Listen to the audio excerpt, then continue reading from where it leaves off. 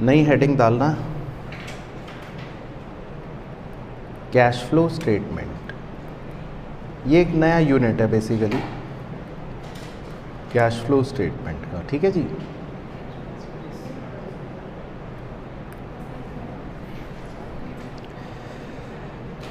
तो इसमें लिखते हैं सबसे पहले, वैसे आपने इसका नाम सुना है कैश फ्लो स्टेटमेंट का कभी? कब सुना था?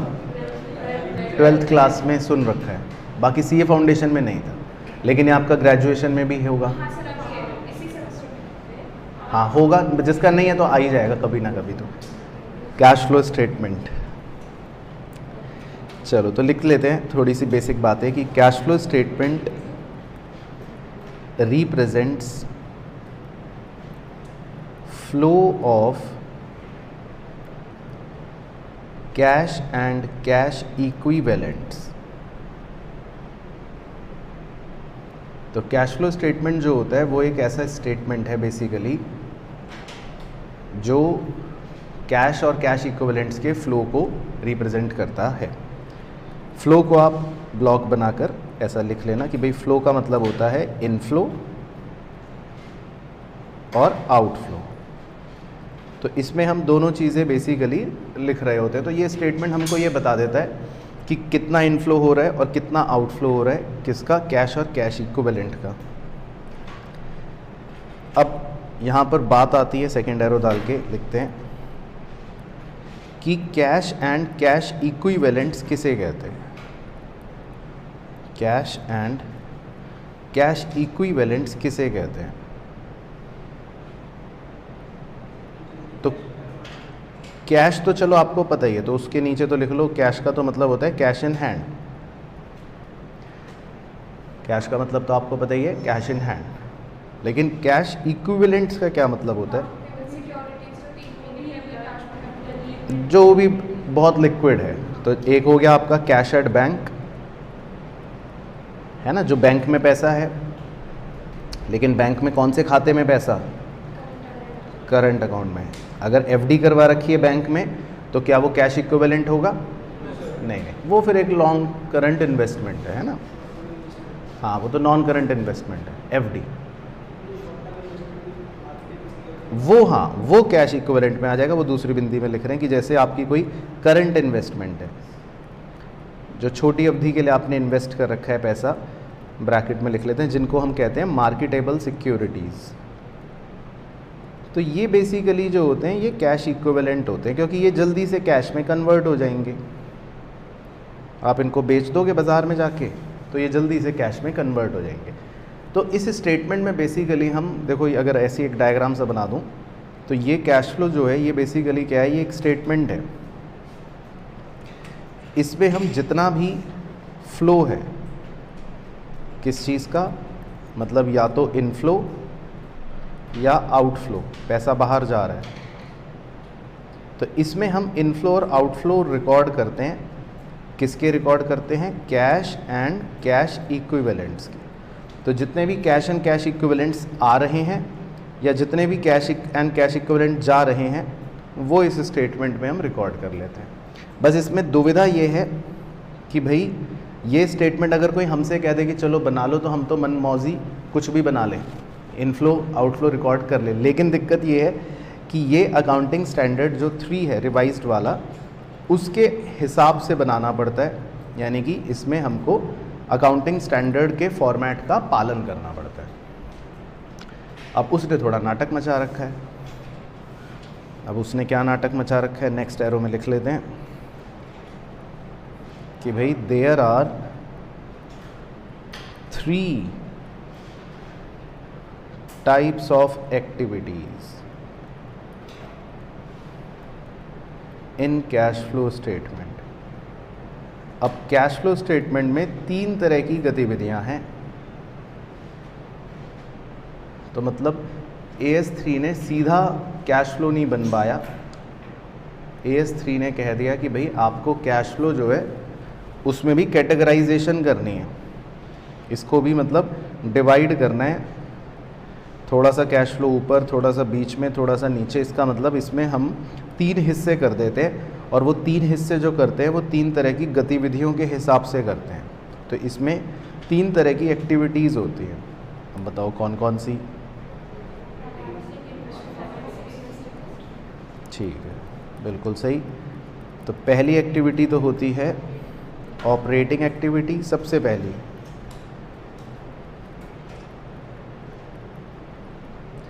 ऑपरेटिंग एक्टिविटीज़ का बेसिकली मतलब होता है कि जो आपका बिजनेस का मेन काम है, रोज़मर्रा का।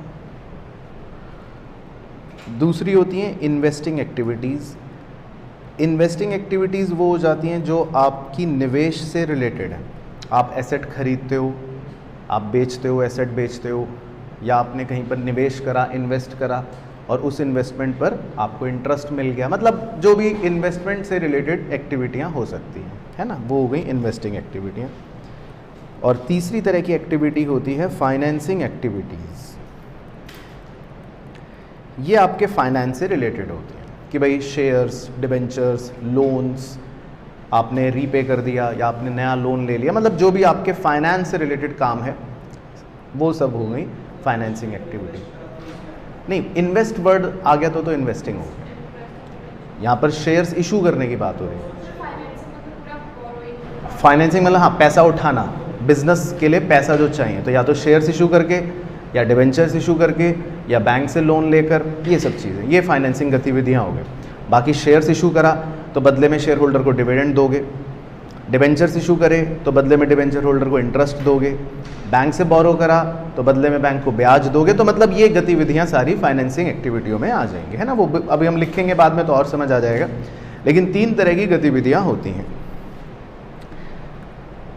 अब फाइनेंसिंग एक्टिविटीज़ जो है डैश डाल के लिख लेते हैं, इसको हम डायरेक्ट मेथड से सॉल्व करते हैं। इसमें एक ही मेथड होता है वैसे भी। इसी तरह इन्वेस्टिंग एक्टिविटी भी हम डायरेक्ट मेथड से सॉल्व करते हैं, इसमें भी एक ही मेथड होता है। और मज़ेदार बात यह है कि ये वही मेथड है जो आपने क्लास 12th में पढ़ रखा है। सर क्लास 12th 10 साल पहले, तो दोबारा हम करेंगे, लेकिन फिर भी रेफरेंस के लिए लिख रहा हूँ, बाई चांस आपका कभी मन करे भूले बिसरे तो आप 12th के मतलब किताब से भी देख के खुश हो सकते हो कि हाँ, तो अलग होगा। हाँ, फाइनेंसिंग कंपनी का कैश फ्लो बनाएंगे तो उसके लिए हो सकता है जो पंखा बनाने वाले कंपनी के लिए कुछ और एक्टिविटी है, तो वो फाइनेंसिंग कंपनी के लिए ऑपरेटिंग एक्टिविटी होंगे, ऑपरेटिंग होगा। हाँ, क्योंकि उसका काम है फाइनेंस का। अच्छा, ऑपरेटिंग एक्टिविटीज़ जो होता है वो 2 तरह से बनाया जा सकता है, डायरेक्ट एंड इनडायरेक्ट मेथड। तो इसीलिए हमें ऑपरेटिंग एक्टिविटी जो है वो बेसिकली 2 तरह से बनाने के लिए बोला जा सकता है। तो सवाल का वेरिएशन जो होगा वो इधर की तरफ घूम सकता है कि भाई 2 तरीके, तो किसी भी एक तरीके से बनाया जा सके। हालांकि क्लास 12th के अंदर आपने इनडायरेक्ट मेथड पढ़ा होता है, डायरेक्ट मेथड आपको 12th में नहीं पढ़ाते थे क्योंकि वो ईजी है ना। लेकिन हम तीनों के बारे में चर्चा करेंगे। तो 3 तरह की हमारी एक्टिविटीज़ हो गई। तो हम पहले हेडिंग डालते हैं डायरेक्ट मेथड। तो मैं आपको डायरेक्ट मेथड पहले एक एग्जांपल से समझाता हूँ कि भाई डायरेक्ट मेथड का क्या मतलब है। तो आप हेडिंग डाल लेना डायरेक्ट मेथड, ठीक है। तो हम इसमें एक एग्जांपल ले लेते हैं। Following is the cash book, bracket में cash column only of mister X. तो हम एक आपको कैश बुक देते हैं मिस्टर एक्स की। तो आप भी एक छोटी सी कैश बुक बना लो 6 लाइन की। डेबिट, क्रेडिट,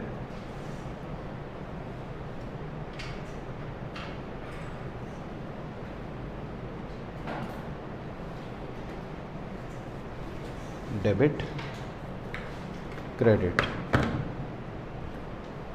डेबिट में क्या रिकॉर्ड करते हैं? पैसा आया, बिल्कुल सही। और क्रेडिट में आउटफ्लो, पैसा गया। तो डेबिट में जैसे हम लिख लेते हैं भाई टू बैलेंस BD, यानी कि ये हमारा ओपनिंग कैश बैलेंस है 10,000। फिर पैसा कहाँ से आया, cash collected from debtors, debtor से आपने 1,50,000 कैश कलेक्ट कर लिया। और कहाँ से आया पैसा, टू लॉटरी इनकम, आपकी लॉटरी लग गई 1,00,000 की। और टू कैपिटल, मिस्टर एक्स ने पूंजी यानी कि कैपिटल इन्वेस्ट करा 20,000 का, टोटल आ गया जी 280। पेमेंट्स क्या क्या कर दी, by payments to creditors, creditor को पैसे दे दिए 1,30,000 मान लेते हैं। और क्या कर लिया, परचेज़ ऑफ मशीन, आपने एक मशीन खरीद ली 1,00,000 रुपए की, और आपके पास बाय बैलेंस CD पैसे बच गए 50,000। तो ये एक सिंपल सा कैश बुक हमें दे रखा है, कैश कॉलम ओनली।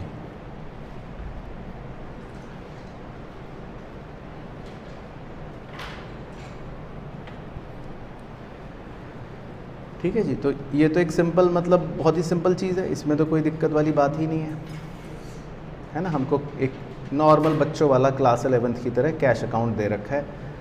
तो पैसे आए तो डेबिट साइड पे दे रखा है, पैसे गए तो क्रेडिट साइड पर दे रखा है। ठीक है जी।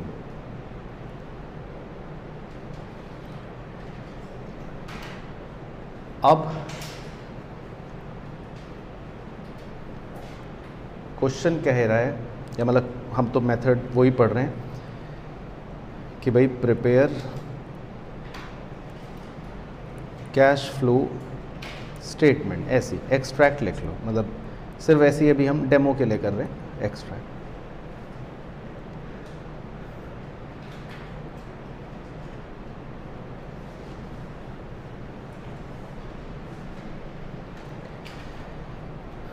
चलो तो अब देखो भाई, सॉल्यूशन ऐसे ही बना लेते हैं। तो सॉल्यूशन हम एक्सट्रैक्ट लिख रहे हैं, इसका मतलब हम बिल्कुल ऐसे फॉर्मेट नहीं बना रहे अभी AS3 के हिसाब से, हम सिर्फ अपनी बातों को समझने के लिए ऐसे ही लिख लेते हैं 1, थोड़ी सी जगह छोड़ के 2 और थोड़ी सी जगह छोड़ के 3, यानी हम 3 एक्टिविटियों को अभी पहले समझने की कोशिश कर रहे हैं। शॉर्ट में लिख लेते हैं CFOA। CFOA का मतलब cash flow from operating activity, CFIA और CFFA।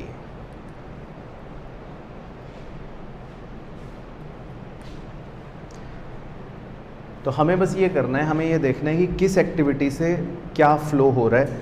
अब इनफ्लो हो रहा है या आउटफ्लो हो रहा है वो हमें देखना है, और किस एक्टिविटी से क्या हो रहा है वो हमें देखना है। तो मतलब कॉमन सेंस लगाते हैं हम, ऊपर से कॉमन सेंस लगाते हैं हम। सबसे पहले हमको दे रखा है to opening balance. Opening balance का मतलब है कि भाई हमारे पास पहले से मटके में मान लेते हैं 10,000 रुपये का पानी पहले से रखा हुआ है। तो इसका मतलब ये तो कोई फ्लो होगा ही नहीं वैसे भी, इसका मतलब ये तो एक पर्टिकुलर पॉइंट ऑफ टाइम पर मेजर किया गया वैल्यू है, तो ये तो एक स्टॉक कॉन्सेप्ट है, तो ये तो फ्लो होगा ही नहीं कभी भी, है ना। तो हमें इससे कोई मतलब नहीं। अब उसके नीचे लिखा है कैश कलेक्टेड फ्रॉम डेटर, यानी कि मटके में पैसा आया। तो हम ये तो कह ही सकते हैं और समझ सकते हैं कि इसका मतलब ये क्या हो रहा है, इनफ्लो। तो ये तो सिंपल हो गया पॉइंट। अब बस हमको ये देखना है कि ये कैसी एक्टिविटी है।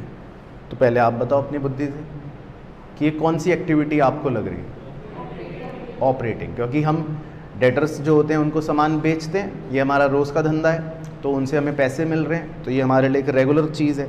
तो हम कहेंगे कि भाई ये एक ऑपरेटिंग एक्टिविटी है ना।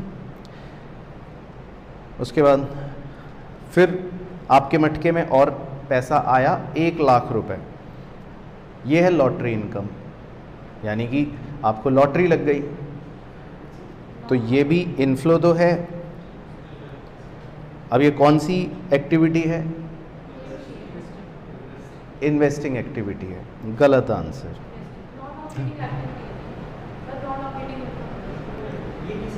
ये किसी में नहीं जाना चाहिए, बिल्कुल सही भाई। ये जो आपको इनकम मिली है 1,00,000 रुपए की, ये क्या आप कह सकते हो कि हमारी ऑपरेटिंग है? पहले ऐसे सोचते हैं, क्या हम इसको ऑपरेटिंग एक्टिविटी कह सकते हैं? नहीं कह सकते। इन्वेस्टिंग भी नहीं कह सकते, क्योंकि आप अगर हर बार इन्वेस्ट करोगे तो क्या ये हर बार रिटर्न मिलेगा?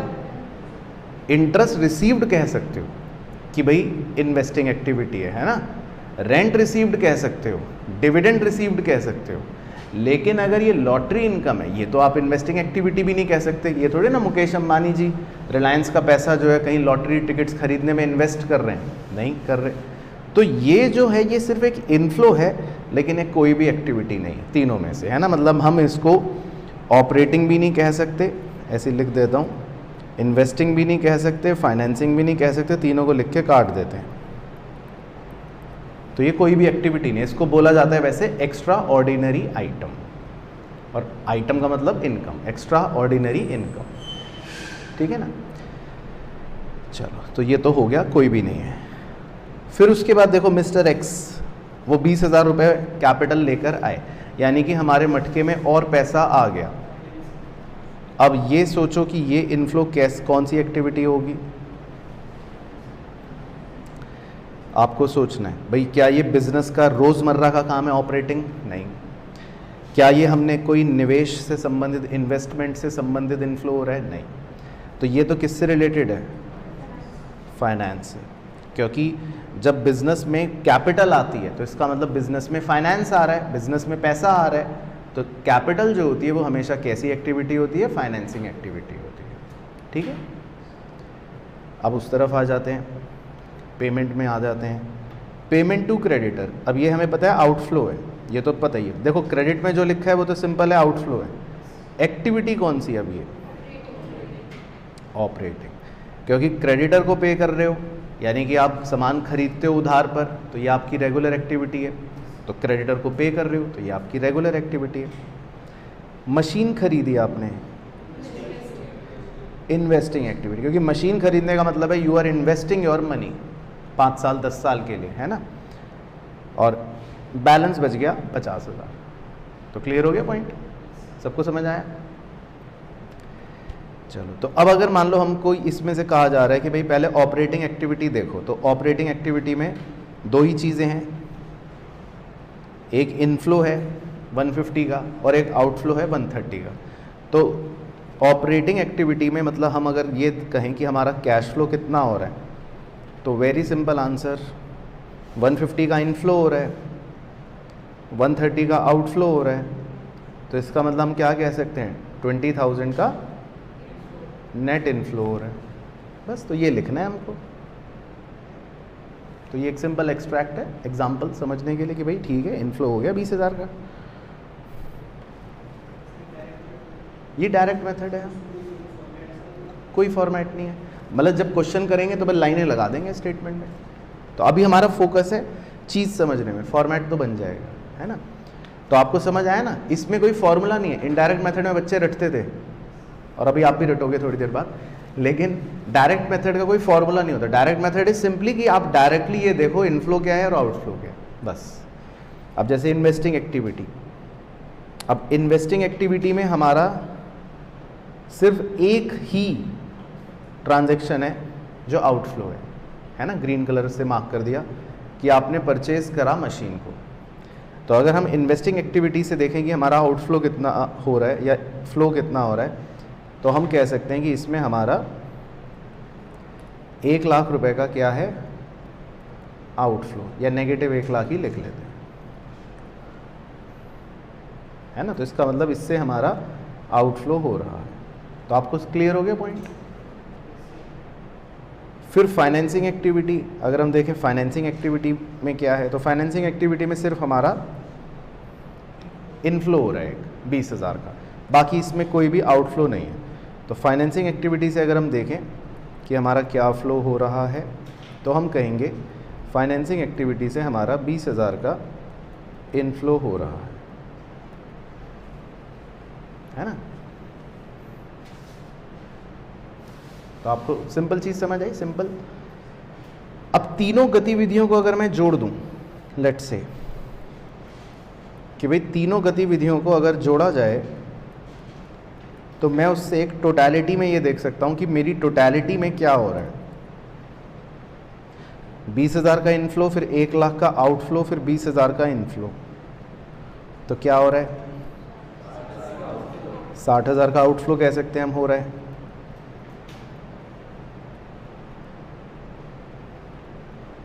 है ना। इसका मतलब हम क्या कह सकते हैं कि हमारा एक तरह से 60,000 का आउटफ्लो हो रहा है।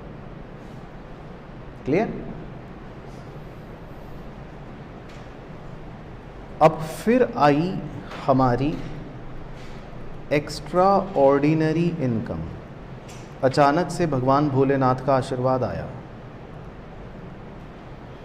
तो ये इसीलिए किसी भी एक्टिविटी में नहीं गई, ये अलग से आ रही है ताकि यूजर को नजर आए कि भाई इनका जो कैश फ्लो है वैसे नेगेटिव 60,000 है।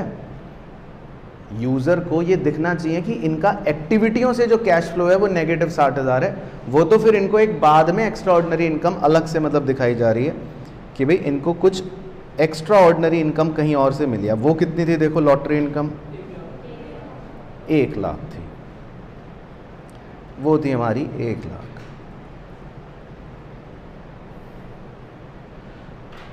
तो मतलब अब मैं ये कह सकता हूं कि मेरा कितना इंक्रीज हुआ in cash and cash equivalents.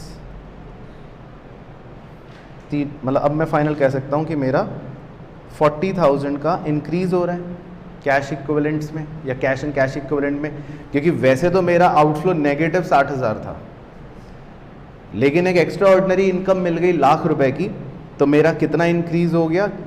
40,000 का। तो इंक्रीज का मतलब हो गया एक तरह से बढ़ोतरी, है ना। इंक्रीज का मतलब हो गया बढ़ोतरी। तो अब देखो, अब एक सिंपल चीज़ कर देते हैं बाद में हम। अगर मटके में पहले से पानी 10,000 था और हमने अब ये फाइनल आंसर निकाल लिया कि हमारे इस मटके में 40,000 रुपये से बढ़ोतरी हुई है, तो इसका मतलब मटके में अब कितना पानी हो गया होगा? 50,000। तो इस चीज़ को हम ऐसे शो कर देते हैं, हम जो भी हमारा ओपनिंग कैश बैलेंस होता है उसको इसमें जोड़ते हैं, वो है 10,000। तो ऑटोमेटिकली जो आंसर दिखाता है या जो रिप्रेजेंट हो रहा होता है वो हमारा क्लोजिंग कैश बैलेंस होता है। तो हम अपने कैश के खाते से चेक भी कर सकते हैं कि क्या क्लोजिंग कैश बैलेंस 50 ही है, तो वो भी देख सकते हैं। तो वो वैसे 50 ही होगा, क्योंकि कैश फ्लो तो बनी उसी तरह से रहा है।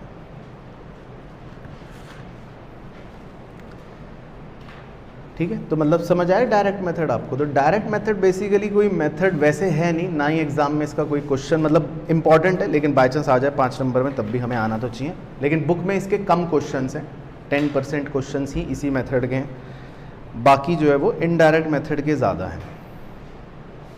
ठीक है ना। तो ये बेसिकली जो है ये आपका होता है डायरेक्ट मेथड। ठीक है, तो समझ आए सब बच्चों को? चलो अब हम डाल लेते हैं हेडिंग नेक्स्ट एरो करके इनडायरेक्ट मेथड।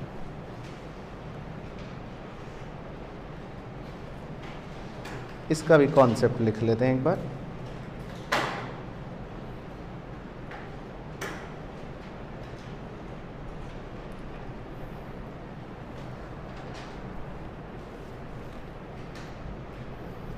Indirect method.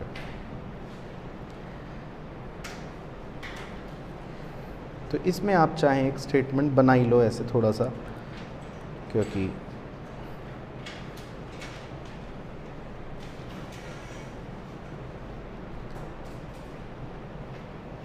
इस तरह का स्टेटमेंट बना लो आप। तो पहला कॉलम पर्टिकुलर्स का बन जाएगा, दूसरा जो है वो अमाउंट के लिए हो जाएगा, ऐसी शो के लिए।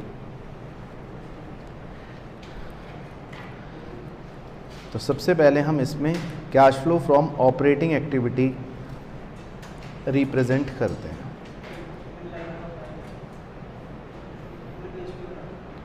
बनाते चलो, हाँ पूरा पेज घिर जाएगा, बड़ा होता है।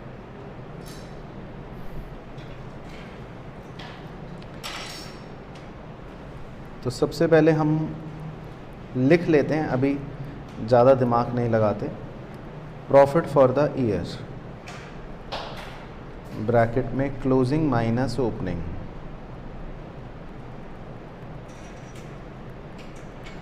Plus transfer to reserves, bracket में closing minus opening,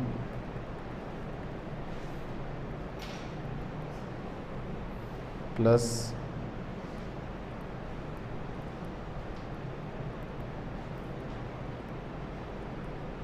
interim dividend paid,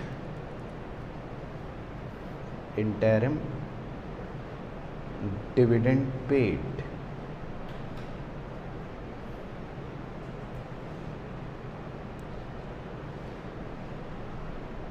उसके बाद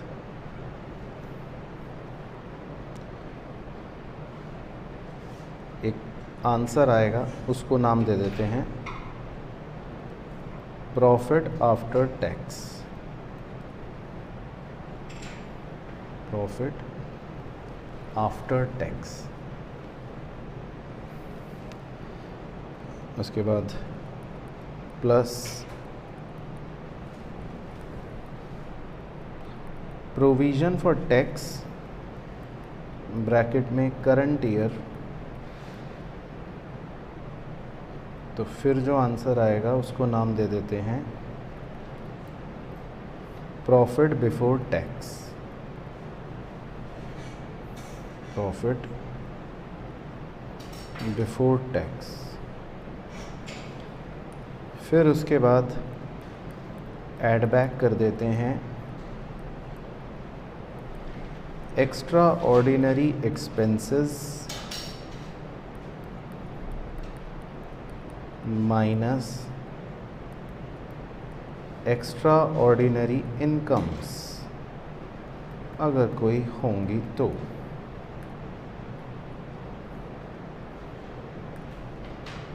तो फिर जो आंसर आता है वो बेसिकली है हमारा स्टार्टिंग पॉइंट, जिसे कहते हैं profit before tax and extraordinary items. तो पहले आप यहाँ तक तो बना लो।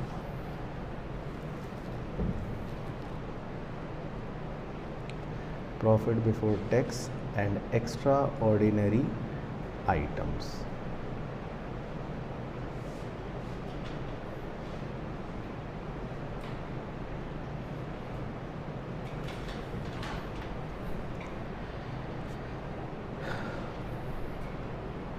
फिर उसके नीचे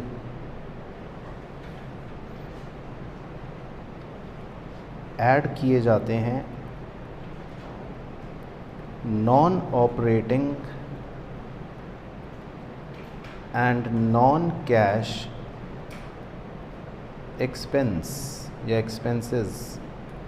ये एक सब हेडिंग सी मान लो है, नॉन ऑपरेटिंग और non cash expenses add back किए जाते हैं। उसमें कुछ उदाहरण लिख लेते हैं कौन कौन से हो सकते हैं भाई। Intangible asset, return of, depreciation, loss on sale of asset, interest paid on loans, etcetera. तो ये सब कुछ खर्चे खुर्चे होंगे नॉन ऑपरेटिंग और नॉन कैश, तो इन्हें हम जोड़ लेंगे और घटा देंगे, लेस कर देंगे नॉन ऑपरेटिंग इनकम्स को। और घटा देंगे नॉन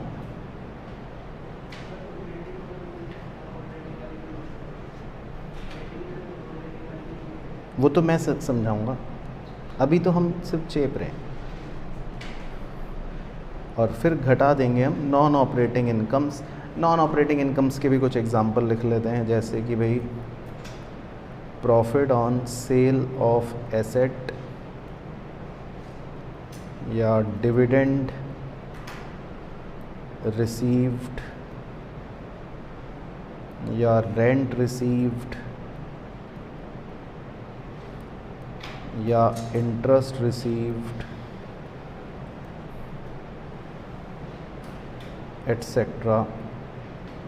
ये सब नॉन ऑपरेटिंग इनकम हम घटा देते हैं, जो भी होंगी।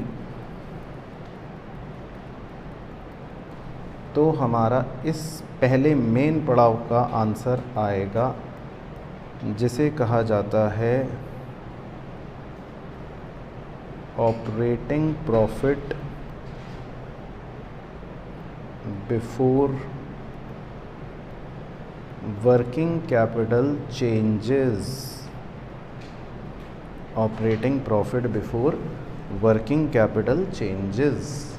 ठीक है, तो आप लिख लो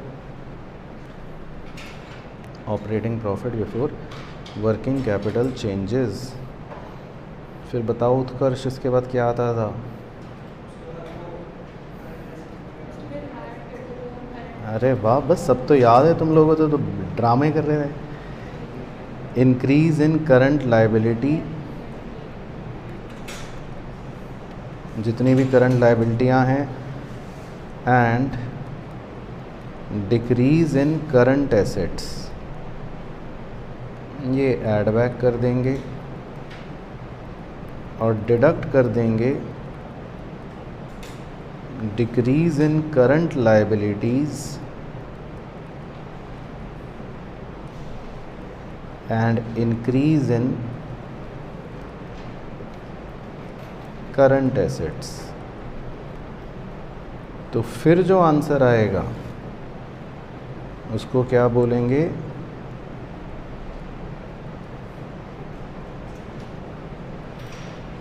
कैश फ्रॉम ऑपरेशंस। और उसमें से बस फिर एक चीज़ और लेस कर देंगे, टैक्स पेड। जो भी आपने सरकार को टैक्स दिया वो पे कर देंगे। बाकी ये दोनों अगर होंगे तो ही करेंगे, ऐड बैक करेंगे एक्स्ट्रा ऑर्डिनरी इनकम और डिडक्ट कर देंगे एक्स्ट्रा ऑर्डिनरी एक्सपेंस। और फिर साहब आपका फाइनल आंसर आएगा, जिसको नाम दे देते हैं ए। तो ये क्या होगा फाइनल आंसर?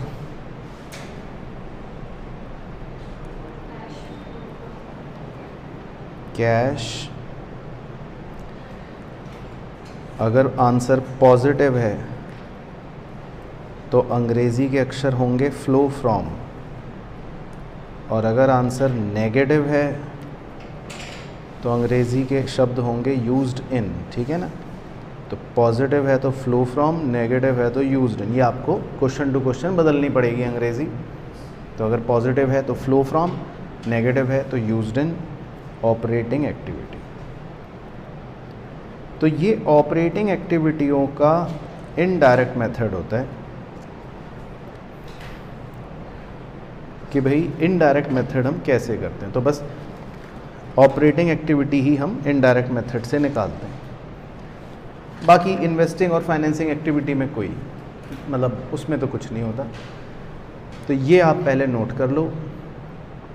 तो वैसे तो मुझे पता है अंत तक जाने पर आपको ये रटना ही पड़ेगा और रट भी जाएगा, उसमें भी दिक्कत नहीं, लेकिन फिर भी एक बेसिक अंडरस्टैंडिंग तो हो ना। कल को कोई जूनियर फाउंडेशन का बच्चा पूछ ले, भैया भैया ये क्या हो रहा है, तो आप कुछ तो बताने लायक हो ना, कि बेइज्जती ना हो कि भाई आपने रट के आए हैं बेटा हम तो तुम भी रट लो। तो कुछ तो पता हो कि भाई ये आखिर हो क्या रहा है, तो आप पहले पूरा बना लो फिर समझते हैं। वो सब सीखेंगे अलग से, होगा तो बहुत कुछ। अब ये तो एक ऊपरी ढांचा है। हाँ, अभी तो ये ऊपरी ढांचा है। अब सब कुछ इसमें मैं हर पॉइंट की एडजस्टमेंट यहीं लिखवा दूंगा तो बच्चा वैसे ही घबरा जाएगा। ये तो एक बेसिक कॉन्सेप्ट है कि अच्छा भाई ये है। अब इनमें तो हर पॉइंटों में एडजस्टमेंट होंगी, टैक्स भी होगा, डेप्रिसिएशन भी होगा, डिविडेंड भी होगा, बहुत बातें होंगी, लेकिन वो हम अलग से सीखेंगे।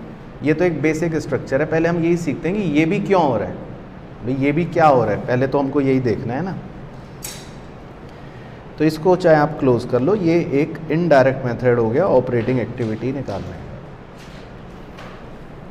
चलो ठीक है, तो अब आप बस कुछ मत लिखना। अब हो सकता है मुझे 15 मिनट 20 मिनट जो मर्ज़ी लगे, मुझे भी नहीं पता, लेकिन हम पहले समझ ज़रूर लेते हैं कि ये क्या हो रहा है। ठीक है, तो बस आप फोकस करना अंडरस्टैंडिंग पर, कुछ भी आपको लिखने की ज़रूरत नहीं है। ठीक है ना।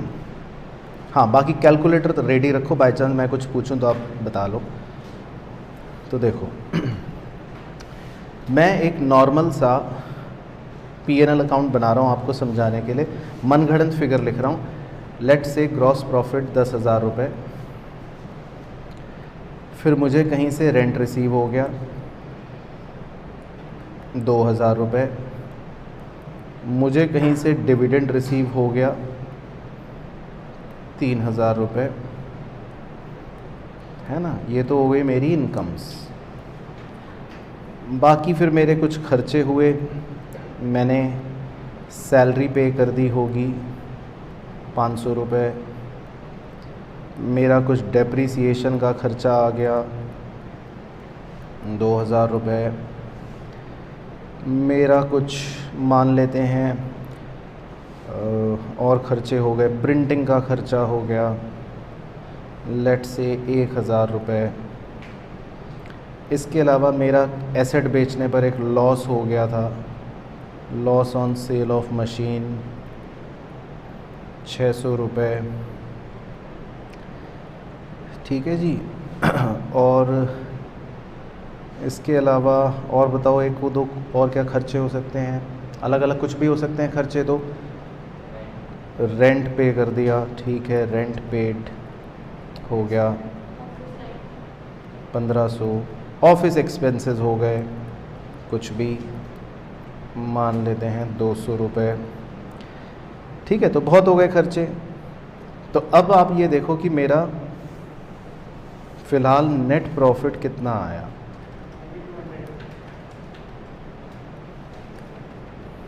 कितना आया? 3200, 9200। ठीक है, ये मेरा आ गया नेट प्रॉफिट। ठीक है, अब प्रैक्टिकली क्या होता है, जब नेट प्रॉफिट आता है तो ये नेट प्रॉफिट हम एक्सटेंशन में ले जाते हैं कि भाई नेट प्रॉफिट आया है 9200, अब बताओ इसका क्या करना है। तो सबसे पहले सरकार कहती है कि भाई करना कुरना छोड़ो, तुम इधर पहले हमें दो पैसे, 10% हमें दो। तो हमें 920 किसे देना पड़ेगा? सरकार को। तो हम कहेंगे चलो ठीक है भाई, 920 तो गए, अब कितने बच गए?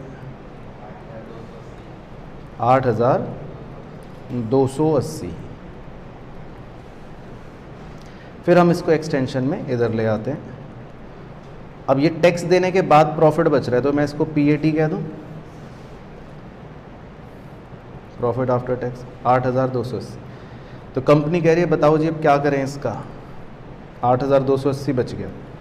तो कंपनी कहती है चलो एक काम करो भाई, जनरल रिजर्व में डाल दो। एक काम करते हैं, जनरल रिजर्व में 280 रुपये डाल देते हैं, भविष्य में काम आएंगे। तो हम कहते हैं चलो ठीक है, 280 रुपये जनरल रिजर्व में डाल दिए, तो कितने बच गए? 8,200, 8,000। तो ये अपना कंपनी कहती है भाई चलो ठीक है, अब इसको अपना हम फाइनल सरप्लस मान लेते हैं, ये बैलेंस शीट में नज़र आ जाएगा। तो मतलब जब बैलेंस शीट बनेगी तो बैलेंस शीट के अंदर लेट से मेरा पीएनएल का अगर लेट से ओपनिंग बैलेंस था, पिछले साल प्रॉफिट का बैलेंस था 3000, तो इस साल मैंने कितना कमाया 8000, वो और जुड़ जाएगा तो मेरी बैलेंस शीट में मतलब पीएनएल कितना नज़र आना शुरू हो रहा होगा 11। इस तरह से मतलब प्रेजेंटेशन ऐसी होगी भाई। इससे तो आप सहमत हो पहले, ये तो नॉर्मल चीज़ है, ठीक है। यहाँ तक कहानी। जो डिविडेंड पे करा होगा, हाँ वो भी दे देते हैं।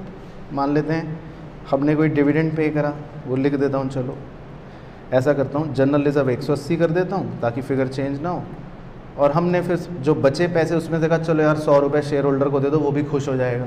100 रुपये उसको दे दिए, चलो वो भी खुश हो गया, है ना। तो ये कहानी बन गई।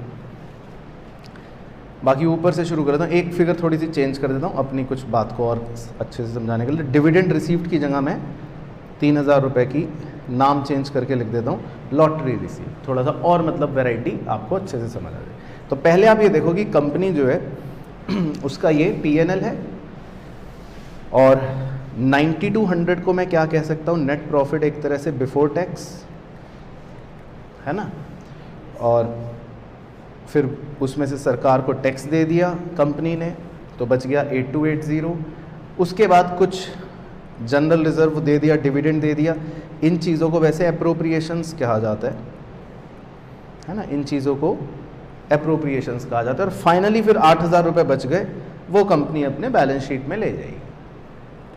ठीक है जी, पहले यहाँ तक क्लियर हो गया। चलो अब देखो बड़े ध्यान से। अब अगर मान लो मैं आपसे ये पूछूं, एक 12th में हमें कॉन्सेप्ट पढ़ाते तो थे,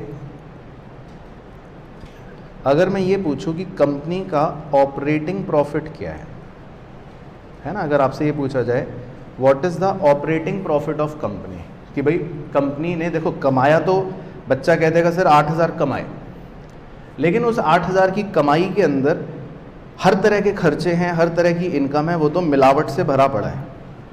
इस बात को समझ रहे हो, वो तो मिलावट से भरा पड़ा है। लेकिन मान लो हमें कि ये देखना है कि यार ये कंपनी ऑपरेटिंग प्रॉफिट कितना कमाती है, मतलब इसका जो मेन बिजनेस से पैसा कमा रही है उसको ऑपरेटिंग प्रॉफिट बोलते हैं। तो उसका एक बेसिक फॉर्मूला होता है जो आप लॉजिकली भी सोच सकते हो कि भाई ग्रॉस प्रॉफिट में से अगर हम अपने सिर्फ बिजनेस के ऑपरेटिंग खर्चे घटाएं, जो बिजनेस के रेगुलर खर्चे हैं वो घटाएं, तो हम कह सकते हैं ऑपरेटिंग प्रॉफिट है। गलत तो नहीं है, ये क्लियर है पॉइंट। तो एक बार हम करके देखते हैं। तो हमारा ग्रॉस प्रॉफिट कितना है, देखो 10,000। अब हम थोड़ा दिमाग लगाते हैं कि हमारे ऑपरेटिंग खर्चे क्या थे। देखो नीचे से शुरू कर रहा हूँ। जनरल रिजर्व डिविडेंड पेड, क्या आप इसको ऑपरेटिंग खर्चा कहोगे? नहीं, ये खर्चे नहीं, ये तो घर की चीज़ घर में बांटने वाली बात हो गई कि पापा 10 चॉकलेट लेकर आए घर में, 2 बेटे को दे दी, 3 उसको दे दी, तो ये तो घर में रहेंगी तो 10 ही चॉकलेट, तो ये कोई खर्चा नहीं है। इसी तरह टैक्स पेड, ये कोई ऑपरेटिंग खर्चा हम वैसे नहीं कह सकते, कहने को कह भी सकते हैं, लेकिन मान लेते हैं हम टैक्स पेड तो अलग से सरकार को दिया जा रहा है। बिजनेस से रिलेटेड जो खर्चा है हम उसकी बात करते हैं। अब हम इसमें झांकेंगे, हम इसमें सबसे दिमाग लगाते हैं कि भाई आखिर बिजनेस के खर्चे क्या हैं, व्हाट आर द खर्चे ऑफ बिजनेस। अब सैलरी पेड, ये बताओ क्या ये रेगुलर बिजनेस का खर्चा है? हाँ ये है। डेप्रीसिएशन, क्या ये रेगुलर बिजनेस का खर्चा है? हाँ है। प्रिंटिंग, हाँ है। Loss on sale of machine, ये नहीं है। अब ये मेरा बिजनेस का रेगुलर खर्चा नहीं है, पॉइंट समझ आ रहा है, तो छोड़ दे। रेंट पेड, ये भी है। ऑफिस खर्चा, ये भी है। तो क्लियर हो गया पॉइंट? भाई कोई गलत तो नहीं कर रहे आपके साथ? क्लियर है? ठीक है। तो आप इन खर्चों को एक बार कैलसी पर जोड़ो, कितना आ गया? 500, 2000, 1000, 1500 और 200, 5200। ठीक है ना। तो बस आप कैलसी फास्ट चलाते रहना। तो 5200 जो है वो ऑपरेटिंग खर्चा आ गया। तो मतलब कोई भी बच्चा कह सकता है फिर सर इसका मतलब ये जो कंपनी है ये 4800 का ऑपरेटिंग प्रॉफिट कमाती है ना। तो इसका मतलब ये भी निष्कर्ष निकाला जा सकता है कि कोई निष्कर्ष निकालने वाला ये भी कह दे कि भाई ऑपरेटिंग प्रॉफिट का मतलब है कि इसका मतलब ऑपरेटिंग एक्टिविटीज से 4,800 कमाए गए हैं। ऑपरेटिंग प्रॉफिट का क्या मतलब है कि ऑपरेटिंग एक्टिविटियों से आपने 4,800 कमाए हैं। तो इसको हम अगर कैश फ्लो चैप्टर में इंटरप्रेट कर लें तो हम कह सकते हैं कि ऑपरेटिंग एक्टिविटी से कैश फ्लो आया 4,800 का, ये भी फिलहाल कहा जा सकता है ना। लेकिन अब बड़े ध्यान से देखना, जब ये ऑपरेटिंग खर्चे हमने 5200 घटाए, इन 5200 खर्चों में ऑफिस खर्चा मैंने मान लेता हूँ कैश में ही दिया होगा, भाई जेब से पैसे निकाले होंगे पियोन को देने के लिए। रेंट पेड ये भी मैंने चेक दिया होगा मालिक को। प्रिंटिंग का खर्चा ये भी दुकानदार को मैंने पैसे दिए होंगे। सैलरी पेड ये भी मैंने अपने मुलाजिमों को चेक दिया होगा। लेकिन आप डेप्रीसिएशन को देखो, ये 2000 का खर्चा ये तो मैंने जेब से नहीं निकाला होगा, ये तो एक नॉन कैश एक्सपेंस है ना। तो अब अगर मेरा यहाँ पर मोटिव है कैश फ्लो स्टेटमेंट के हिसाब से ये देखना कि कैश कितना आया ऑपरेटिंग एक्टिविटी से, तो फिर मैं ऑपरेटिंग एक्सपेंसेस की लिस्ट में इसको तो नहीं लूँ। फिर भाई समझ आ रहा है पॉइंट आपको? क्योंकि यहाँ मेरा इस चैप्टर में मोटिव है कि मेरे को ये देखना है ऑपरेटिंग एक्टिविटी से कैश कितना आ रहा है। तो मैं अब इसको कैश के खर्चों में नहीं जोड़ूंगा, मतलब मैं ये नहीं कहूँगा कि ये 2000 कैश का खर्चा है। तो अगर मेरे को ऑपरेटिंग एक्सपेंसेस कैश वाले लेने हैं तो वो सिर्फ कितने लिए जाएंगे? 3200। तो आप मेरी बात से यहाँ तक पूर्ण रूप से सहमत चल रहे हैं? तो इसका मतलब मेरा कैश वाला जो प्रॉफिट होगा वो आ रहा होगा 68। तो हम ऐसे पता लगा सकते हैं ऑपरेटिंग एक्टिविटी का कैश फ्लो। तो ये एक तरह से होता है इनडायरेक्ट मेथड, कि आपने इनडायरेक्ट तरीके से क्या पता लगाया कि ऑपरेटिंग एक्टिविटी से मेरा कैश कितना आ रहा है ना, ये पता लगाया। पहले आपको पॉइंट क्लियर हुआ? अच्छा, अब इसी ऑपरेटिंग प्रॉफिट को निकालने का एक ऑल्टरनेटिव तरीका भी था। वो क्या था वो लिखता हूं। इसी ऑपरेटिंग प्रॉफिट को निकालने का जो ऑल्टरनेटिव तरीका था वो था, बचपन में सिखाया था आपको, नेट प्रॉफिट है ना, before tax plus non operating expenses, यानी कि जितने भी नॉन ऑपरेटिंग खर्चे हैं उन्हें ऐड बैक कर दिया जाएगा, और माइनस नॉन ऑपरेटिंग इनकम्स, कि जितनी भी नॉन ऑपरेटिंग इनकम्स हैं उनको हटा दिया जाएगा। ये भी एक ऑल्टरनेटिव तरीका था ऑपरेटिंग प्रॉफिट को ही निकालने का। तो जैसे अगर मेरे को ऑपरेटिंग प्रॉफिट निकालना हो और मैं आपको प्रूफ करके दिखाऊंगा कि देखो वो भी 4800 ही आ जाएगा। अगर हम वापस से अब यहाँ पर चलें दोबारा से एनालिसिस करने पर, तो अब ये हटा देता हूँ। अब देखते हैं ना, अब देखते हैं, एक बार निकालते हैं हम, देखो दूसरे ऑल्टरनेटिव तरीके से। अब हम अलग तरह से एनालाइज करते हैं। अब मैं ये देखता हूँ कि मेरा नेट प्रॉफिट बिफोर टैक्स कितना था, 9200 दे रखा है।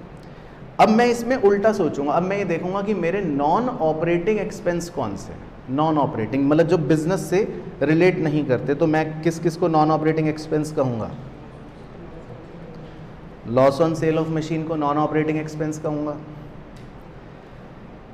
यही है सिर्फ। रेंट रिसीव्ड, इसको मैं नॉन ऑपरेटिंग इनकम कहूँगा क्योंकि ये मेरी कोई बिजनेस की मेन इनकम नहीं है।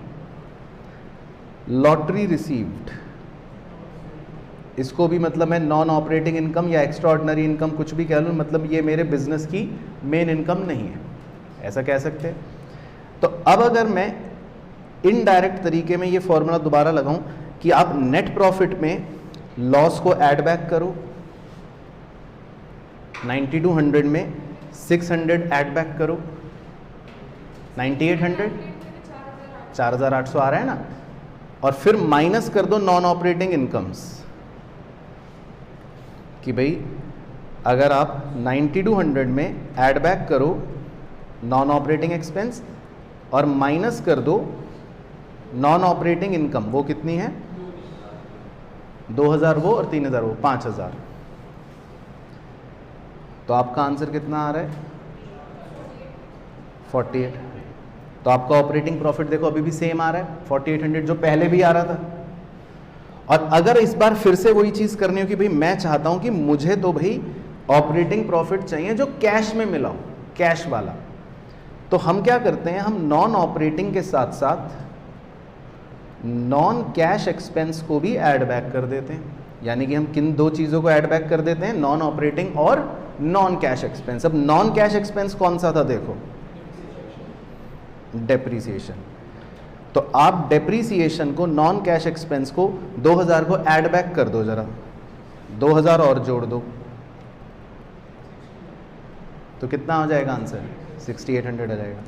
तो इसका मतलब पहले आप ये समझो कि ऑपरेटिंग प्रॉफिट्स को निकालने के दो तरीके होते हैं, दो मतलब फॉर्मूले होते हैं मैथमेटिकल। ऑपरेटिंग एक्टिविटीज़ से कैश फ्लो देखो 6800 आ रहा है, तो ऑपरेटिंग प्रॉफिट को निकालने के दो फॉर्मूले होते हैं। एक तो होता है कि या तो सीधा ग्रॉस प्रॉफिट में से ऑपरेटिंग खर्चे माइनस कर दो, तो भी आपका देखो 6800 आ रहा है। दूसरा तरीका होता है कि ऑपरेटिंग प्रॉफिट में से ऑपरेटिंग प्रॉफिट निकालने के लिए आप नेट प्रॉफिट बिफोर टैक्स में नॉन ऑपरेटिंग और नॉन कैश एक्सपेंस जोड़ दो और नॉन ऑपरेटिंग इनकम घटा दो, तो भी आपकी ऑपरेटिंग प्रॉफिट आ जाएगी।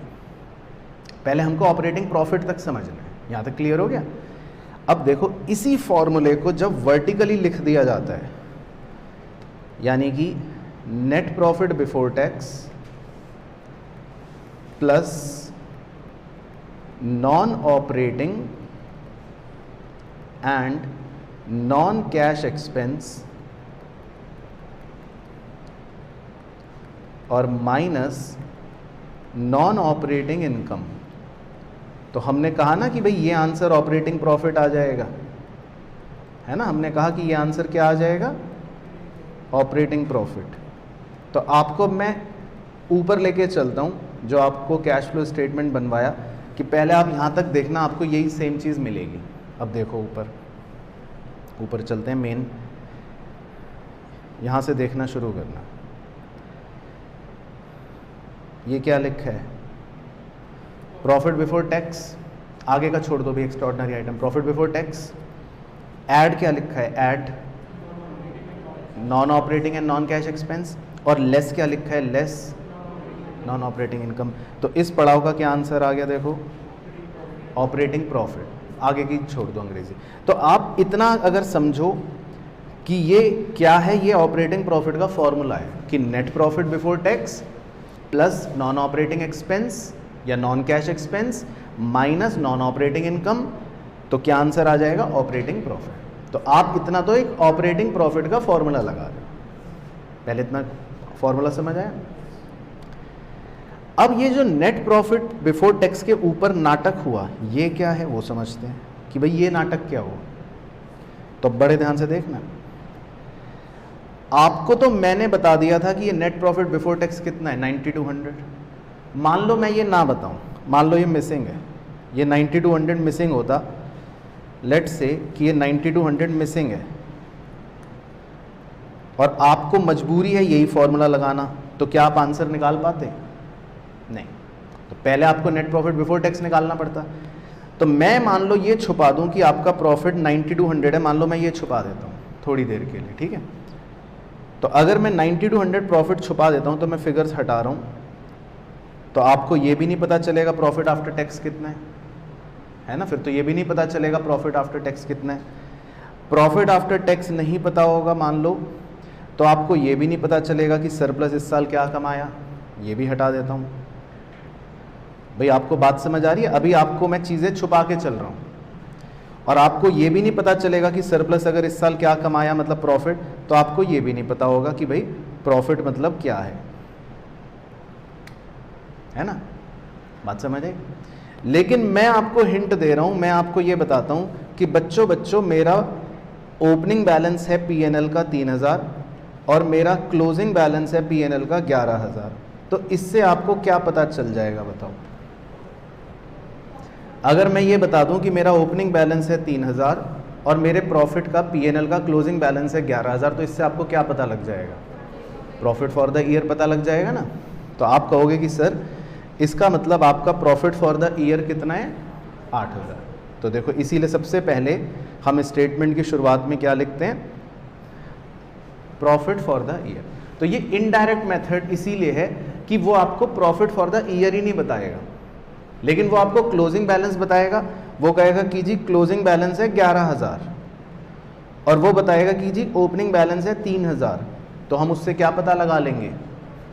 Profit for the year. तो आपको लॉजिक समझ आया कि क्यों हो रही है हरकत? तो मान लो हमें ये पता लग गया कि भाई इसका मतलब प्रॉफिट फॉर द ईयर है 8000। फिर वो बताएगा, जब मुझे ये पता लग गया कि प्रॉफिट फॉर द ईयर पता चल गया कि भाई इसका मतलब मैंने 8000 कमाए हैं, तो दैट मीन्स मुझे ये पता लग गया कि ये 8000 कमाए हैं। अब उसने एप्रोप्रिएशन दे रखे होंगे कि भाई जनरल रिजर्व में तुमने 180 डाला है और डिविडेंड तुमने 100 पे करा है, तो अब आपको इससे क्या पता लग जाएगा?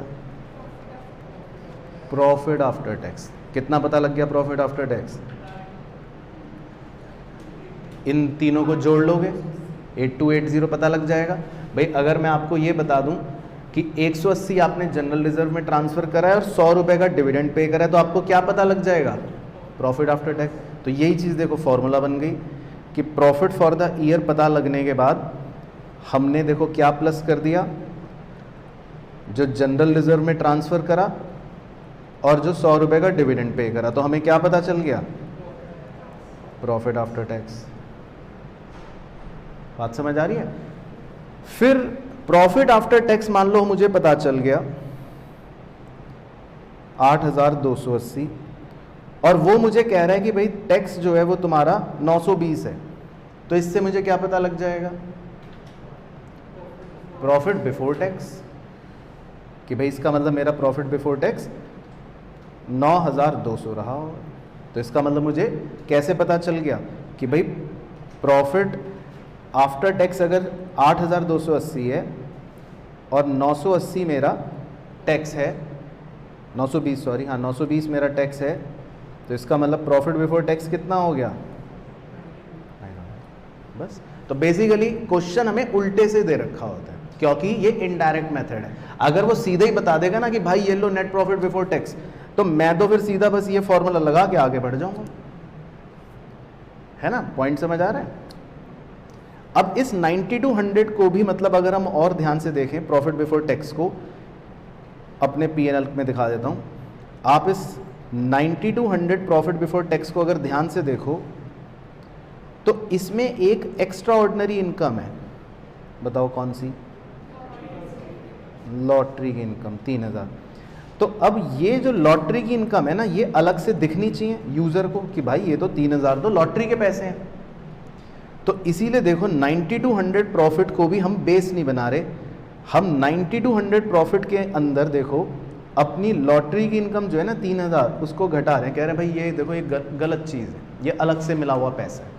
तो टेक्निकली मेरा जो प्रॉफिट है before tax and extra ordinary चीज़ें, कि अगर मैं एक्स्ट्रा ऑर्डिनरी आइटम ना लेता तो मेरा प्रॉफिट कितना होता? 6000। तो ये है 12th में आप ये वर्किंग नोट में करते थे, राइट? बेसिकली तब भी रटते ही थे, है ना?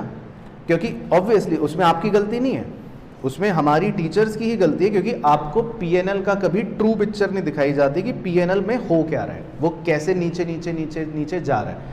तो जब हमें P&L ऊपर से नीचे जा रहे थे तो हमें सही लग रहा था, लेकिन इनडायरेक्ट मेथड का मतलब ये होता है कि हमें नीचे से ऊपर जाना है। हमको ये दे रखा होगा, हमें हमेशा स्टार्टिंग में ये गिवन होता है कि प्रॉफिट का ओपनिंग बैलेंस क्या है और प्रॉफिट का क्लोजिंग बैलेंस क्या है। तो हमें नीचे से शुरू करना पड़ता है, तो फिर हम नीचे से ऊपर, फिर ऊपर ऊपर ऊपर ऊपर जाते जाते फिर यहाँ तक पहुँचते हैं। पॉइंट समझ आ गया? और फिर उसके बाद देखो आपका वही फॉर्मूला लग गया, उसके बाद आपका वही फॉर्मूला लग गया। देखो यहाँ तक पहुँच के क्या ऐड हो गया? Non operating and non cash expense. क्या माइनस हो गया? Non operating income. तो हमारा क्या आंसर आ गया? Operating profit. तो पहले आप ऑपरेटिंग प्रॉफिट तक समझ गए मेन चीज़। अच्छा, अब उसके बाद ये जो थोड़ा सा नाटक है वो भी समझा देता हूँ। अब ऑपरेटिंग प्रॉफिट तक तो हम पहुंच गए और हम कह रहे हैं कि जी हाँ ऑपरेटिंग प्रॉफिट आ गया 6800, है ना। लेकिन हमारे वर्किंग कैपिटल में भी कुछ चेंजेस होते हैं जो प्रॉफिट से नहीं पता चलते, क्योंकि प्रॉफिट तो खर्चे दिखाता है। अब जैसे लेट्स टेक एन एग्जांपल, एक क्रेडिटर ले लेता हूं। क्रेडिटर का मान लेते हैं ओपनिंग बैलेंस था 80,000 और क्रेडिटर का अब साल के एंड में क्लोजिंग बैलेंस बचा है 60,000। तो आप क्या समझोगे?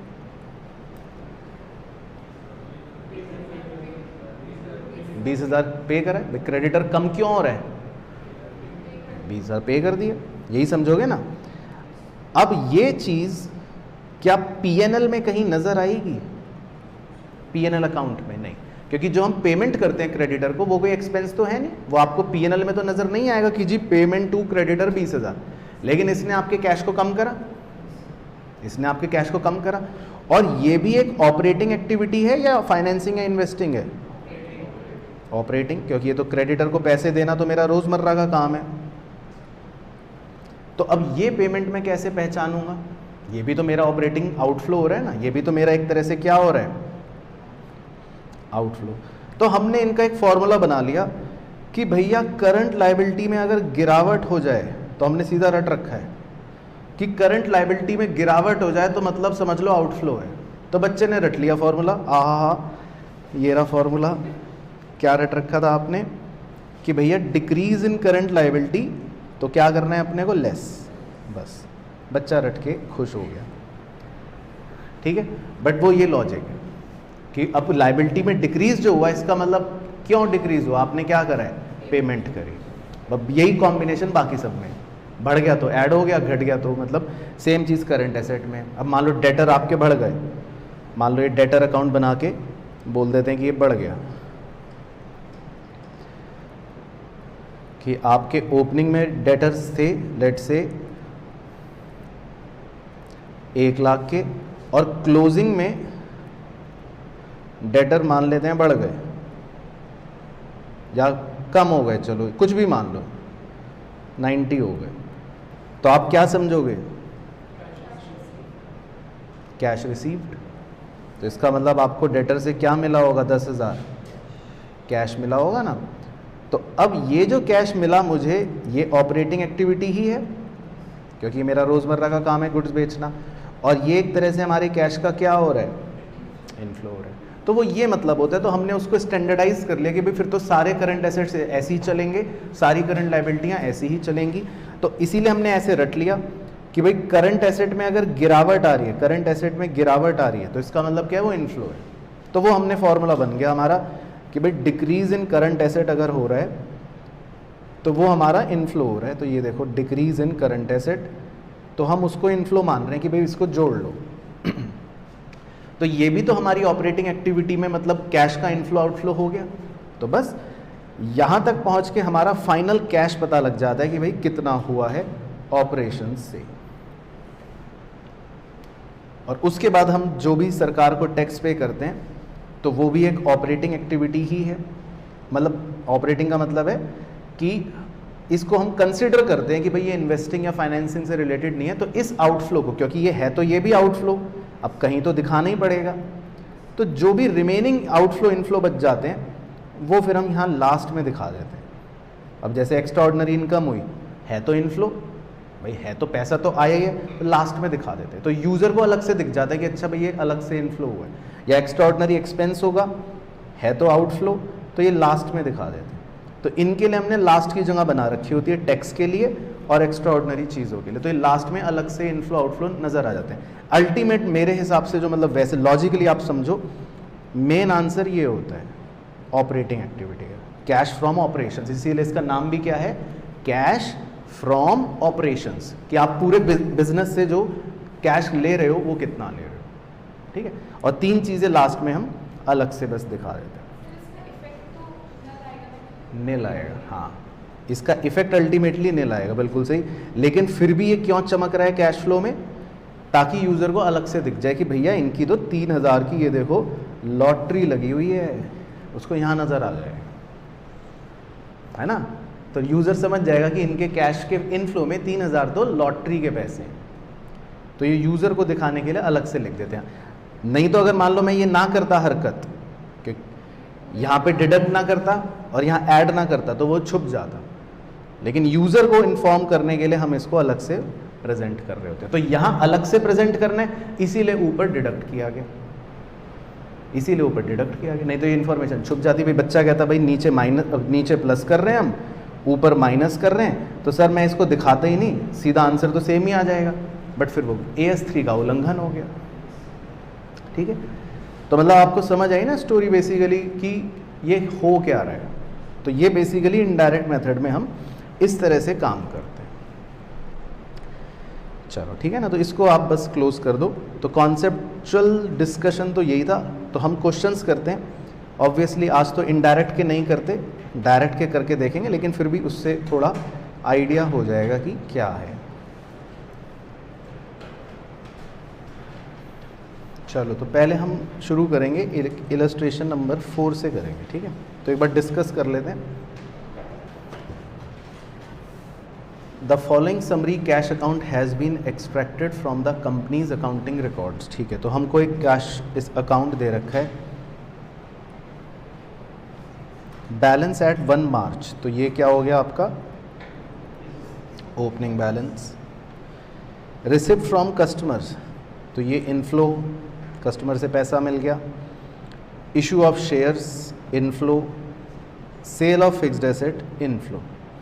अब आप ये बुद्धि लगाओ खुद ही कि आपके हिसाब से कौन सी चीज़ कौन सी एक्टिविटी की है।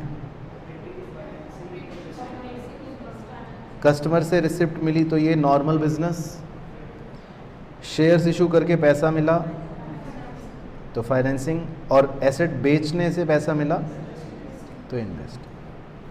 ठीक है, तो 3246 तो हो गया इधर टोटल। अब पेमेंट्स हो रही हैं, पेमेंट्स में है जी पहली payment to supplier, operating activity. Payment for property plant and equipment, investing activity. Payment for overheads, operating activity. भाई ओवरहेड्स मतलब आपके जो भी रेगुलर खर्चे हैं। Wages and salaries, operating activity. Taxation, operating, गंदी वाली ऑपरेटिंग, मतलब लास्ट में जो दिखाते हैं आएगी तो ऑपरेटिंग में, आप इन्वेस्टिंग में तो कह नहीं सकते, फाइनेंसिंग में कह नहीं सकते, तो आना तो इसको ऑपरेटिंग में ही। डिविडेंड दिया आपने, अब ये अच्छा पॉइंट है डिविडेंड दिया है, क्योंकि ये कैसे पता चला, ये सब पेमेंट्स चल रही हैं, उसके स्ट्रक्चर से पता चला है ना, क्योंकि रिसिप्ट्स तो कहाँ पर आ गई थी, ऊपर उस तरफ आ गई थी। फिर इसमें इधर उसने पेमेंट्स की लिस्ट बना रखी है, देखो अगर आप ध्यान से देखोगे ना, ये सारी पेमेंट्स करके वो सारी पेमेंट्स के टोटल को एक साथ घटा रहा है, और एंड में जो बैलेंस बच रहा है वो क्या बच रहा है, क्लोजिंग बैलेंस 212। हाँ जी, तो डिविडेंड पे करा, फाइनेंसिंग एक्टिविटी, क्योंकि डिविडेंड देना ये कोई रोज़मर्रा का हमारा काम नहीं है, तो ऑपरेटिंग एक्टिविटी तो हम कह ही नहीं सकते। रीपेमेंट ऑफ बैंक लोन, ये भी फाइनेंसिंग, क्योंकि ये भी आपके पैसे से रिलेटेड है। अब वो कह रहा है prepare the cash flow statement of this company hill limited for 31 March 2002 in accordance with AS3 revised, the company does not have any cash equivalent. ठीक है, तो बस मतलब जो है कंपनी के पास यही है और कुछ भी नहीं है। चलो तो बनाते हैं साथ साथ, वेरी सिंपल तरीका, आ जाओ। तो लिखते हैं सॉल्यूशन कैश फ्लो स्टेटमेंट।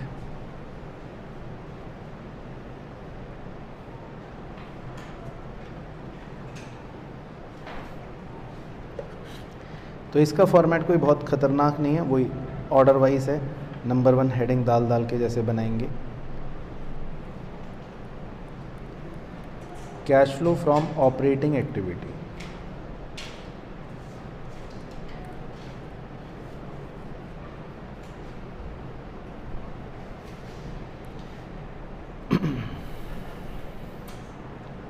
तो ऑपरेटिंग एक्टिविटी के जो इनफ्लो हैं वो लिख लेते हैं, जो आउटफ्लो हैं वो माइनस कर लेते हैं। तो ऑपरेटिंग एक्टिविटी में इनफ्लो क्या है, एक ही है शायद, रिसिप्ट्स फ्रॉम कस्टमर्स। तो इसके नीचे लिख लेते हैं रिसिप्ट्स फ्रॉम कस्टमर्स 2783।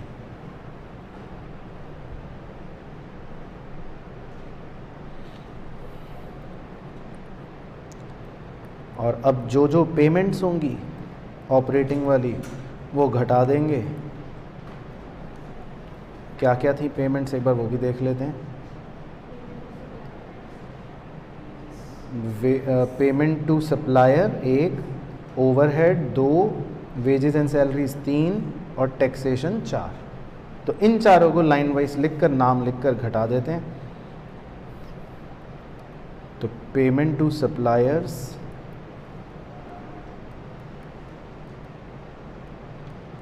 2047,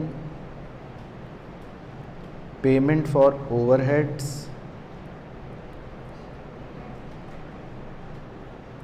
115,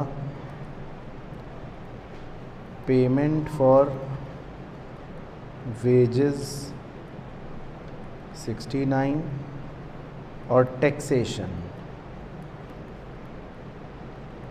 243।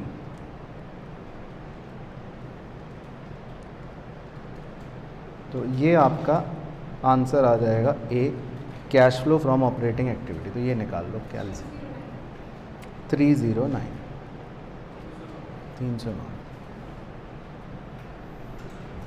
ठीक है, समझ आ गया? चलो, तो ये हो गया सिंपल।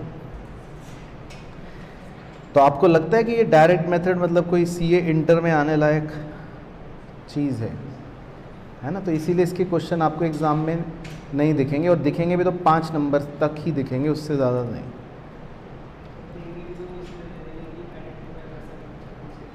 दे भी देंगे तो वो इसलिए दे देंगे क्योंकि बाकी के 3 क्वेश्चंस जो होंगे वो धुएं उड़ाने वाले होंगे पेपर में।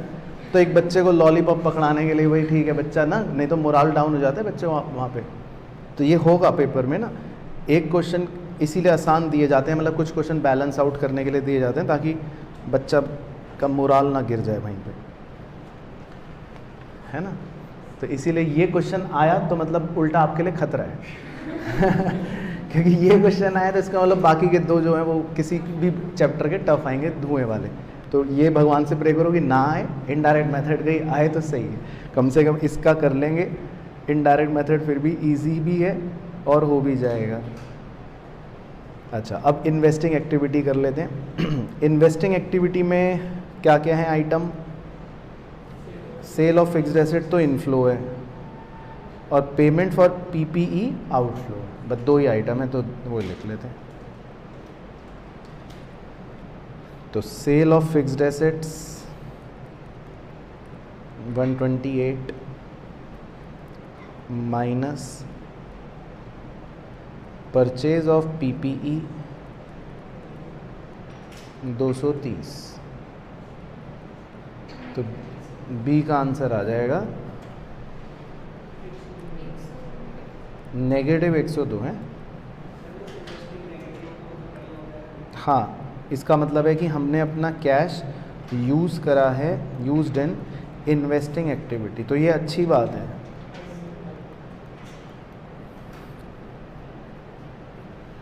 तो इससे ये समझ आ रहा है कि हम एक पुराना अपना एसेट बेच रहे हैं और एक नई मशीन, नया एसेट खरीद रहे हैं।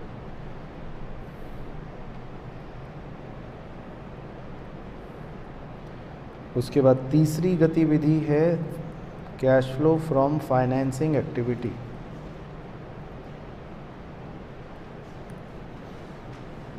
तो फाइनेंसिंग एक्टिविटी का भी देख लेते हैं। इनफ्लो इशू ऑफ शेयर्स है, और आउटफ्लो डिविडेंड है और बैंक लोन है ना? 2 पेमेंट्स हैं, तो एक इनफ्लो और 2 पेमेंट्स। तो इनफ्लो हो गया इशू ऑफ शेयर्स 300,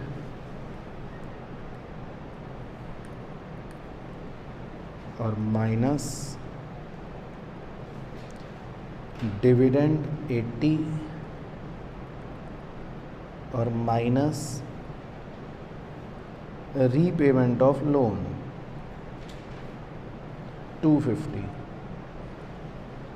तो कितना आ रहा है सी?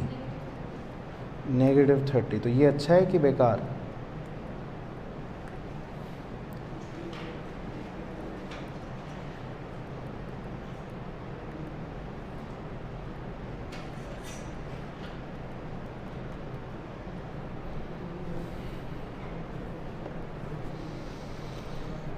बताओ उत्कर्ष भाई, क्यों? क्या मतलब इससे, इन 3 चीज़ों से क्या समझ आ रहा है? इंटरप्रेट करो। हाँ, लेकिन इन 3 चीज़ों से, हाँ, और भी फैक्टर से पता लग सकता है। कम, ठीक है। तो चलो अब इसको अगर मैं इंटरप्रिटेशन दे रहा हूँ, फिर आप बताना कि वो सही है कि नहीं। कंपनी ने पब्लिक से 300 रुपये लिए, ठीक है, पब्लिक से 300 रुपये उठाए, उसमें से 250 का लोन अपना चुकता कर दिया, पे कर दिया, ठीक है, और उसी में से अपने शेयर होल्डरों को डिविडेंड दे दिया, ठीक है। तो कंपनी ने पब्लिक को चूना लगाया कि नहीं? पब्लिक से 300 रुपये उठाए, 250 का बैंक लोन, अपना लोन रीपे कर दिया, यही है। अगर सीधा सीधा देखो, डिविडेंड भी छोड़ दो, चलो, पब्लिक से 300 रुपये उठाए और अपना बैंक लोन 250 रुपये पे कर दिया, तो ये है टोपी घुमाना, है ना। तो अल्टीमेटली इसमें पब्लिक ही बेवकूफ़ बन गई। तो ठीक है, मतलब हमें ये सब बातें नहीं करनी। चलो, तो जो है। अच्छा, फिर उसके बाद चलो तीनों एक्टिविटियों को करने के बाद हम क्या लिखते हैं? नेट, फिर एक शब्द की जगह छोड़ देते हैं जो हमें बाद में पता चलता है, in cash and cash equivalent. इसमें हम A + B + C करेंगे, तीनों आंसर जोड़ लेंगे। तो तीनों को जोड़ के कितना आ रहा है? 177 पॉजिटिव, ठीक है। तो फिर हम लिखेंगे अंग्रेज़ी का वर्ड इंक्रीज़। तो ये मतलब बन गया net increase in cash and cash equivalent. फिर इसमें हम ऐड कर लेते हैं opening cash and cash equivalent. वो कितना दे रखा है? 35। तो फिर वो क्लोजिंग के अगर बराबर आ गया तो मतलब सही, नहीं आया तो आपने गलत करा कुछ। तो 177 और 35 कितना हो गया? 212। तो ये closing cash and cash equivalent हो गया। तो एक बार देख लो कि closing cash and cash equivalent यही है। यही है, सही है।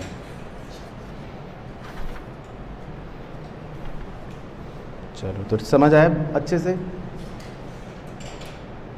चलो, तो इसका एक क्वेश्चन अब आपको दे देता हूँ, बिल्कुल इसी तरह ट्राई करना, बाकी इनका भी देख लेते हैं। तो ऑपरेटिंग 309, इन्वेस्टिंग 102, फाइनेंसिंग -30। चलो ठीक है, तो क्लियर हो गया। चलो एक और करते हैं, अगला डिस्कस इलस्ट्रेशन नंबर 5, ठीक है। तो आप डाल लो हेडिंग इलस्ट्रेशन 5। तो इसमें लिखा है prepare cash flow statement of messrs M&T limited for the year ended 31 March with the help of the following information. Number 1, company sold goods for cash only, ठीक है। तो इसका मतलब ये है कि कंपनी की जो भी सेल्स होगी वो सारी की सारी क्या है? कैश में है। और सेल होना जो है वो कंपनी के लिए क्या है? इनफ्लो है। कौन सी एक्टिविटी का? Operating activity. Gross profit ratio was 30% for the year. Gross profit amounts to 382,500। चलो, तो अपने कैलकुलेटर के बटनों का इस्तेमाल करके जल्दी से सेल्स की फिगर निकाल दो। 1270 75 ओके। तो कैसे निकाला, क्या बटन दबाए कैलसीवर? डिवाइड कर दिया 30% से। ठीक, चलो ठीक है, तो सेकंड पॉइंट भी हो गया। Third point, opening inventory was lesser than closing inventory by 35,000। कह रहा ओपनिंग इन्वेंट्री जो है वो क्लोजिंग इन्वेंट्री से कम है 35,000 रुपये। तो अब बताओ इसका क्या करना है? चेंज इन इन्वेंट्री है ना, तो चलो देखेंगे कहीं काम आएगा तो।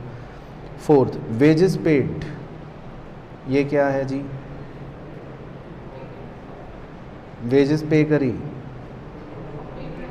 आउटफ्लो कौन सी एक्टिविटी का? ऑपरेटिंग का, सही है। Office and selling expense paid, ये क्या है जी?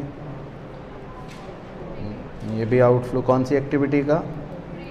ऑपरेटिंग एक्टिविटी का। डिविडेंड पेड, ये क्या है जी?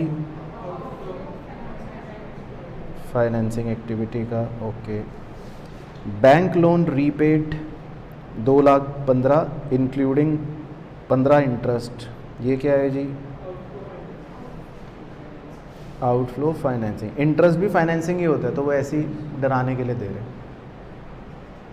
Trade payables on 31 March 2000 exceed the balance on 31 March 2001 by 25,000। Increase in current liability, तो इसका क्या करेंगे? पक्का? अगर वो तो इनडायरेक्ट मेथड में होता है, हम तो कौन सा मेथड कर रहे हैं? डायरेक्ट मेथड, ठीक है ना। तो ये जो थर्ड पॉइंट है ये आपको पागल बनाने के लिए दिया है, और ये 8th पॉइंट भी आपको पागल बनाने के लिए दिया है, क्योंकि ये पॉइंट तो कौन से मेथड में काम आते हैं? उसमें होता है ना वो वाला फॉर्मूला जो रटते हैं हम, इंक्रीज या डिक्रीज इन स्टॉक या इंक्रीज या decrease in current liability. Amount paid to trade payable, बताओ जी? आउटफ्लो है, और कौन सी एक्टिविटी? ऑपरेटिंग, क्योंकि पे कर दिया cash. Tax paid during the year 65,000, आपने टैक्स पे करा 65,000 का ड्यूरिंग द ईयर। ब्रैकेट में लिखा है provision for tax as on 31 March 2001 45,000। तो टैक्स आपने पे करा 65 का, लेकिन वैसे आपने प्रोविजन फॉर टैक्स जो बना रखा था वो बना रखा था 45 का। तो 65 को क्या करेंगे? आउटफ्लो, कौन सी एक्टिविटी? Operating activity. और 45 को, हाँ ये इनडायरेक्ट में काम आता है ना, तो ये भी पागल बनाने के लिए दे रहे। समझ गए? तो अपने को डायरेक्ट मेथड में ज़्यादा दिमाग नहीं लगाना। डायरेक्ट मेथड में ज़्यादा दिमाग लगाएंगे तो गलत होगा। तो डायरेक्ट मेथड में सिर्फ ये देखना है पैसे पे करे, मतलब कैश बेसिस चलना है, कैश आया और कैश गया। उसके बाद investment of 7 lakh sold at A profit of 720। Investment 7 lakh की बेच दी, तो इनफ्लो कौन सी एक्टिविटी में? इन्वेस्टिंग एक्टिविटी में। कितने रुपए का? 7,20,000। बस लगाना दिमाग, लगाया ना, लगाया ना दिमाग। हाँ है ना, लग गया ना। मैं बोल रहा हूँ जैसे ही दिमाग लगा वहाँ गलत हो जाएगा। हमें छोटे बच्चे की तरह कैश बेसिस फॉलो करना है। डायरेक्ट मेथड का मतलब ये है कि आपको सोचना बहुत कम है। आपको क्या सोचना है? पैसा आया और पैसा गया। इससे ज़्यादा सोचते ही गलत हो जाएगा। जैसे ही सोचा प्रॉफिट है 20,000 का, उसको तो चलो नॉन ऑपरेटिंग इनकम है वो तो वहाँ करना है, फिर वो इनडायरेक्ट मेथड में होएगा। उसके बाद है नंबर 12, डेप्रीसिएशन 85,000। लगाओ दिमाग।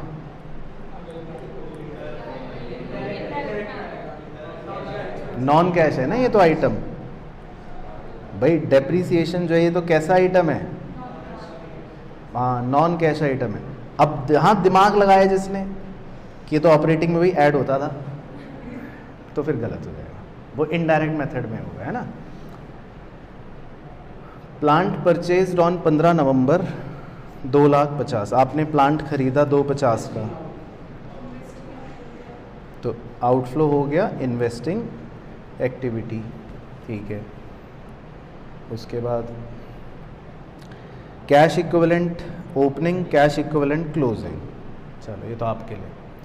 तो अब आप बनाओ तीनों एक्टिविटी, देखो सारी डिस्कस हो गई ना, और फिर बताना आंसर की क्या आ रहा है, फिर देखेंगे। तो इसमें हमको वही कैश फ्लो बनाना है, तो अब आप बनाकर ओपनिंग और क्लोजिंग कैश फ्लोज मतलब वो डालकर फिर देख लेना क्या आ रहा है, ठीक है। ये लो,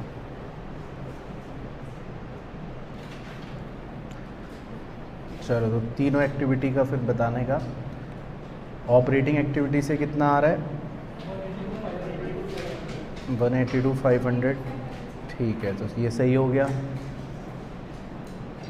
और उसके बाद इन्वेस्टिंग एक्टिविटी से 470 नेगेटिव,